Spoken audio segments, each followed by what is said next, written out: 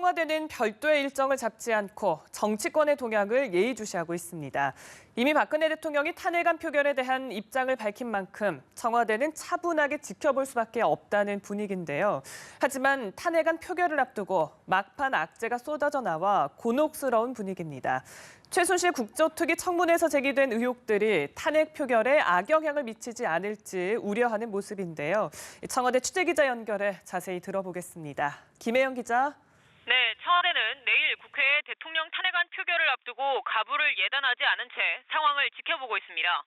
박 대통령은 이미 새누리당 지도부를 통해서 내년 4월 퇴진, 6월 대선 당론을 수용하겠다는 의사를 밝히는 등 사실상 마지막 카드를 던진 상태입니다. 박 대통령이 국회 탄핵에 대한 별도 입장을 발표할 가능성도 높지 않습니다.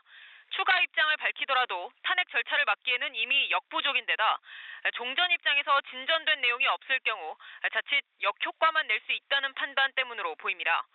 앞서 친박계 인사들이 늦어도 표결 전까지 박 대통령이 자진 사퇴 의사를 육성으로 밝혀야 한다고 청와대에 강력히 요청했다는 내용에 대해서도 청와대는 선을 긋는 분위기입니다. 청와대 관계자는 대통령이 이틀 전 한 말씀에서 큰 기조는 똑같다며 갑작스러운 발표 등은 현 시점에서 가능성이 없다고 말했습니다. 아울러 탄핵 표결에 대해서는 결과를 예단해서 말씀드릴 수 없다며 대통령의 말씀대로 국회 상황을 담담하고 차분하게 지켜보겠다고 덧붙였습니다. 이 관계자는 박 대통령이 청문회 등을 지켜보거나 따로 보고를 받느냐는 질문에 보실 것이다라고 답했습니다. 다만 어제 청문회에서 박 대통령이 최순실 씨를 통해 구입한 옷값은 용도에 맞게 모두 정확하게 지급됐다고 설명했습니다. 청와대는 탄핵 가결 이후의 상황에 대해서도 조심스럽게 검토하는 분위기입니다. 가결이 확정되면 박 대통령의 직무가 정지되고 황교안 총리가 대통령 권한을 대행하는 만큼 국정에 혼란이 없어야 하기 때문입니다.